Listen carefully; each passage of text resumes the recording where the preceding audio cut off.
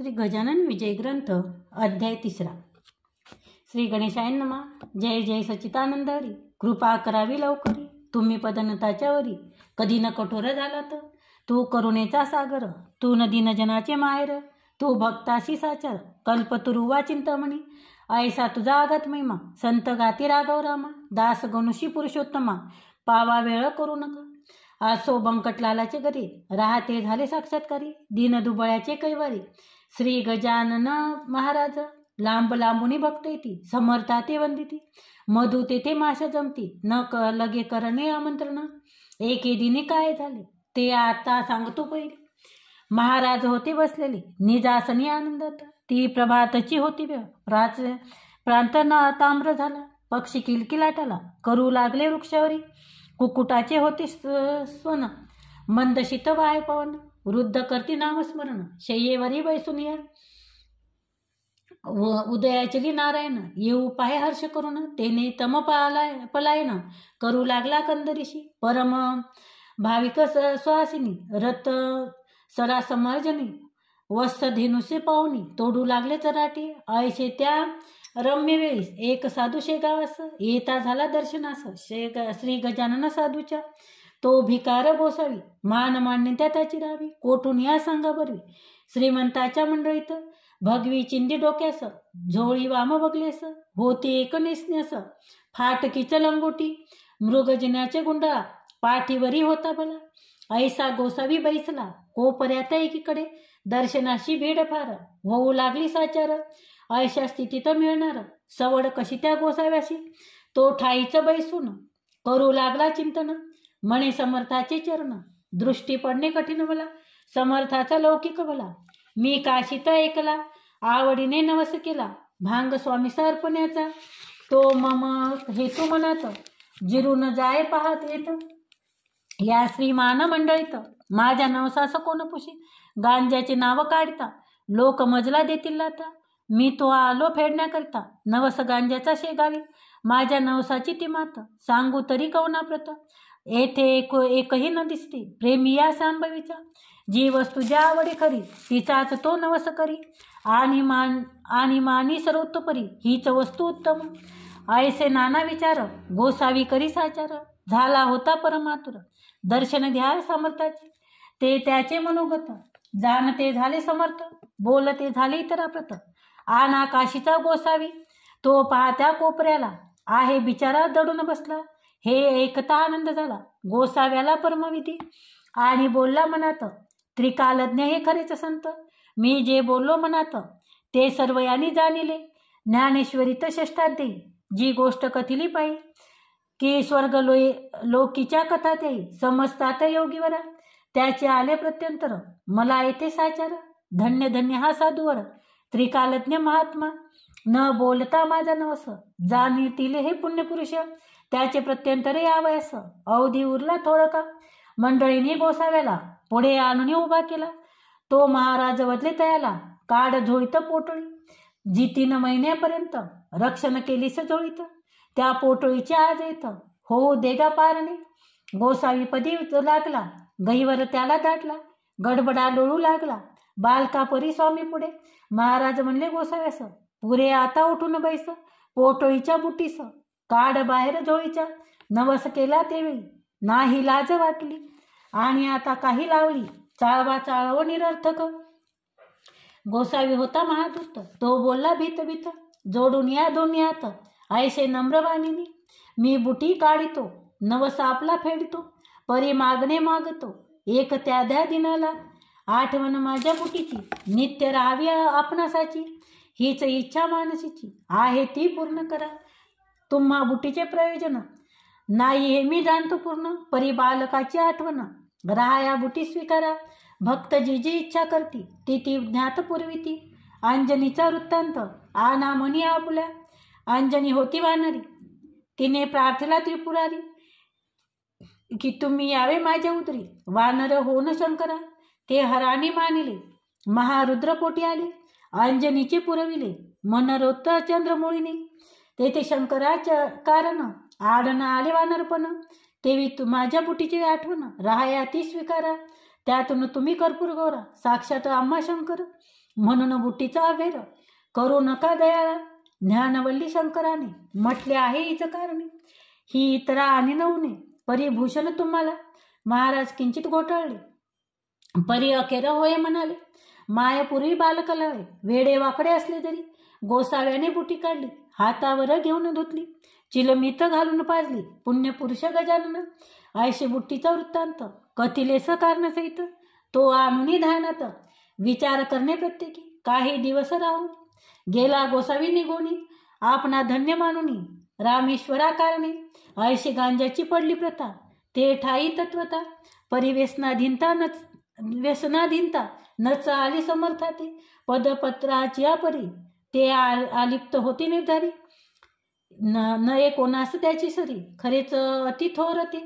वेद रुचा अस्खलित उदात्त अनुदात्त स्वरासहित. कधी म्हणाव्या मुखी सत्य कधी त्याचे नाव नसे. वेदाक्षर पडता श्रवणी साशंक व्हाव्य ऐदिकानी.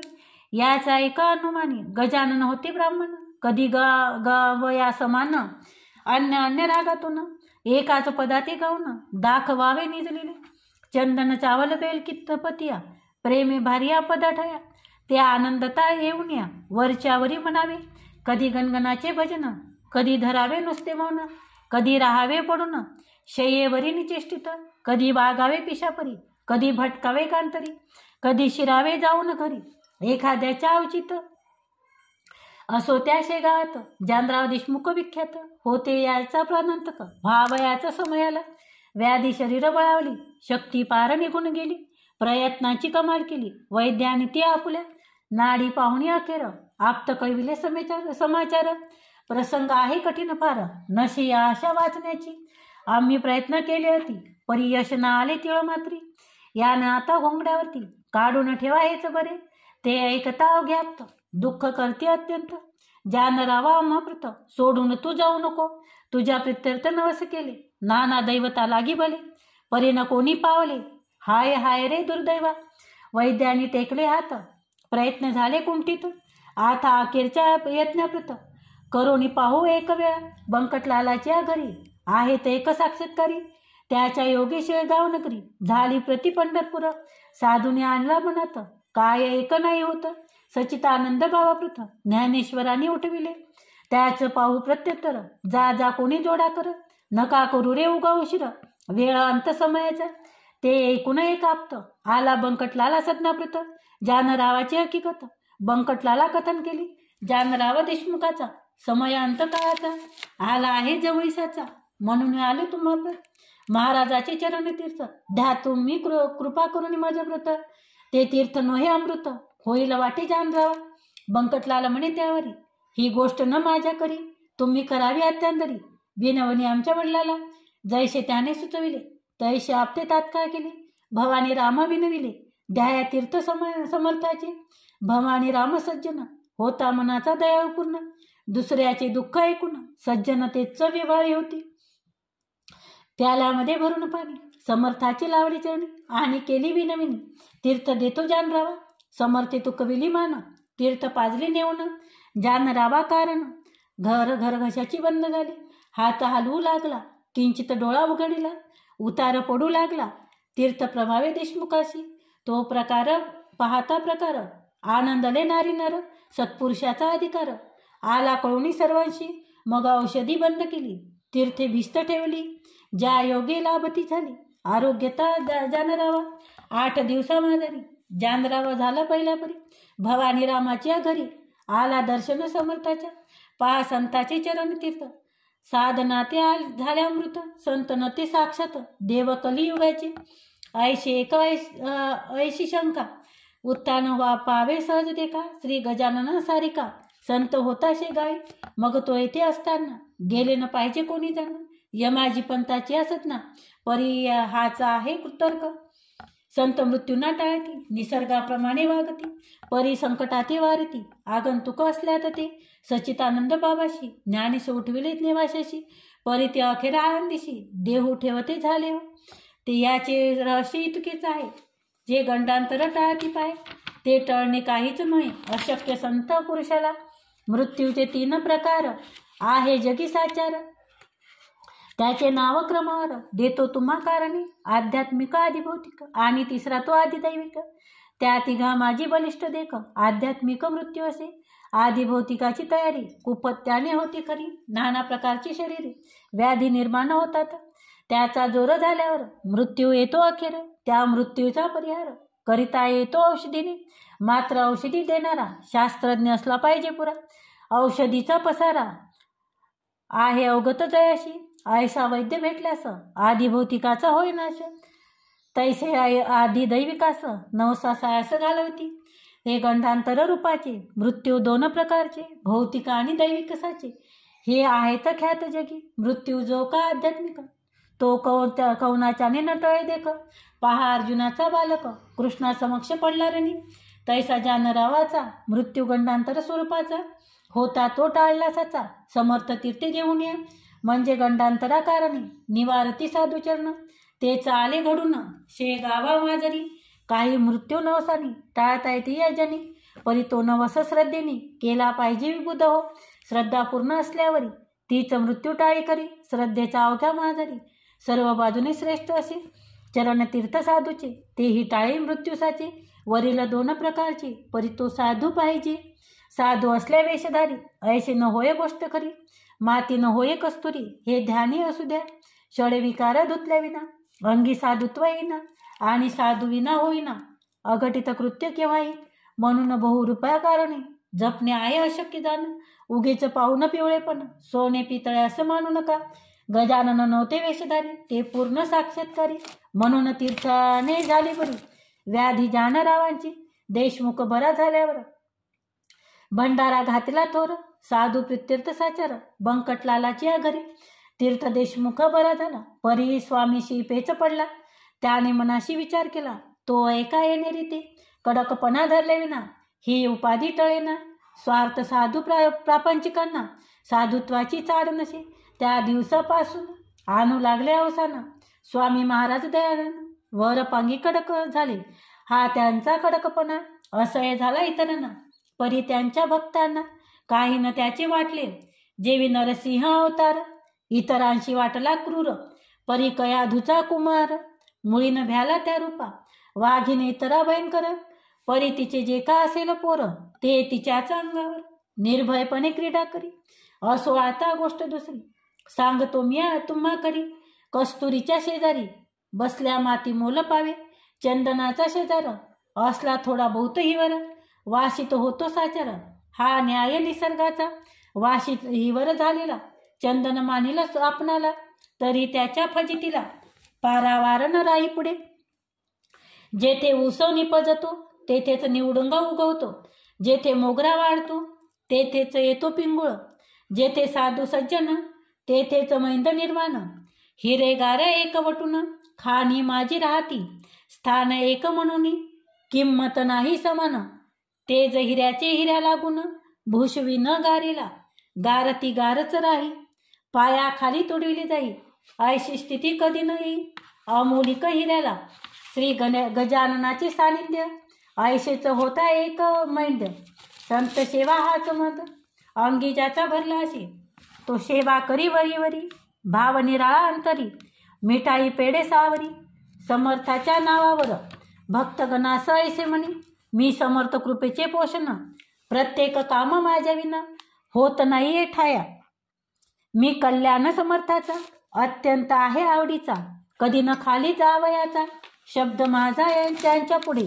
चिलीमत्याची मीच भरी खाण्यापिण्याचीही तयारी, निजांगे मीच करी अत्यंत मी आवडीचा. ऐशे लोकाशी सांगत असे आपला सौरात करीत असे, तो अधमाचे नाव असे माळी विठोबा घाटोळ. महाराज स्वयंमेव शंकर हा नंदिकेश्वर, हमेशा करी गुर आल्या गेल्या भक्तावरी. ते अंतर्ज्ञानाने जाणिले सर्व समर्थांनी, कौतुक केले एके दिनी ते एका विभूत हो. परस्त काही मंडळी शेगावी दर्शना आली, तो मूर्ती होती निजलेली समर्थाची शय्येवर. ही या कुणाचा होईना जागे करणा समर्थांना, मंडळीस होते जाणं त्वरा पुढे जाण्याची. ते कुजबुज करू लागले, विठोबाला विनवते झाले. विठोबा आम्हा पाहिजे गेले येथून आत्ताच परगावा, काम निकडीचे आहे फार, कैसा करावा विचार, महाराज तो शय्येवर अस्ति निर्द्रिस्त झाले, त्यांचे दर्शन घेतल्याविना आमचा पाय निघेना, हे अवघड काम होईना, तुझ्या वाचून हे ठाया, तू समर्थाच्या शिष्यात मुख्य धोरणी महाधूर्त, तुला आम्ही जोडतो हात, एवढे काम करावे. ऐसा त्या स्तुतीने विठोबा फुगून गेला म्हणे, त्याने जाऊन तत्क्षणी महाराजाशी उठविले, मंडळीचे काम झाले, परिसंकट ओढविले, घाटोळी विठोबावरी भले, कर्म जैसे तैसे फल, समर्थाच्या हाती काठी, एक होती भली मोठी, तीच त्याने घातली पाठी, त्या विठोबा मायाच्या म्हणती बेटा माजून गेला, आपली स्थिती विसरला, या लुच्चाने आरंभिला, उघड उघड व्यापार की, मला लावितो उपाधी, घंटे आणून बांधतो मठी, घुमारे घाली कधी कधी, ऐसा अति नीच हा, त्या घुमाऱ्याचे बक्षीस, घे मी देतो तुलाच खास, तुझवरी केल्या कृपेस, होईल प्रभूची अपराधी, सोमला साखर म्हणू नये, विष जवळी करू नये, तस्कराशी लेखू नये, निज कंठाचा ताईत, ऐशी रीती ठोकलं, छड्या घाली घाटोळ्याला, विठोबा तो पळाला, पुन्हा ना आला मागुती, खरे जे का असती संत, ते असती करीतात, ढोंगे मात्र जातात, ऐशाची या करामध्ये, म्हणजे अधिकारा वाचून, ढोंगी बैसते होऊन, संत नादी लावण्याजन, ऐसा प्रकार कितीतरी, मतलबी त्यांना साथ देते, उदो उदो त्यांचा करती, भला भलते सांगताती, साक्षात्कार ढोंग्याचे, तेने दोघांचे काम होई, अपार पैसा मिळवला जाईल, परी ही प्रथा बरी नाही, समाज जाईल रसातळा, खरे जे का असती संत, ईश्वराचे निस्सीम भक्त, त्यांना न मुळी आवडत, सानिध्य त्या षंडाचे, पतिव्रतेचा शेजार, कसा बिनीचा का पटणार, सोन्याप्रती अलंकार, काय शोभेल कतलाचे, संत शटा ते राखितो, परीन त्याला महत्व देते, ते जगातील एक व्यक्ती, कृतकर्म भोगण्या आले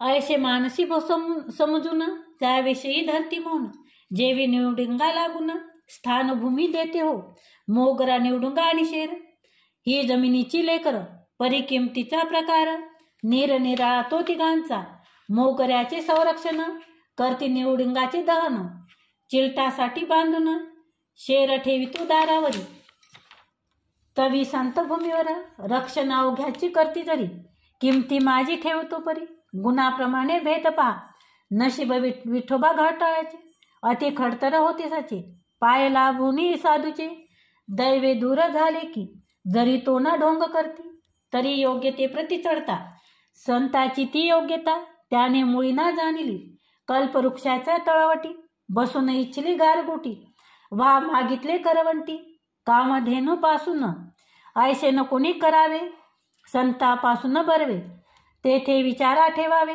अहर्निश जागृत, हा दास गणू विरचित, श्री गजानन विजय ग्रंथ, तारक हो भाव बधित, अवघ्या भाविका कारणे, श्री हरिहरा पूर्णमस्तु, शुभम भवतु, इति श्री गजानन विजय ग्रंथस्तु, तृतीय अध्याय समाप्त. श्री गजानन महाराज की जय.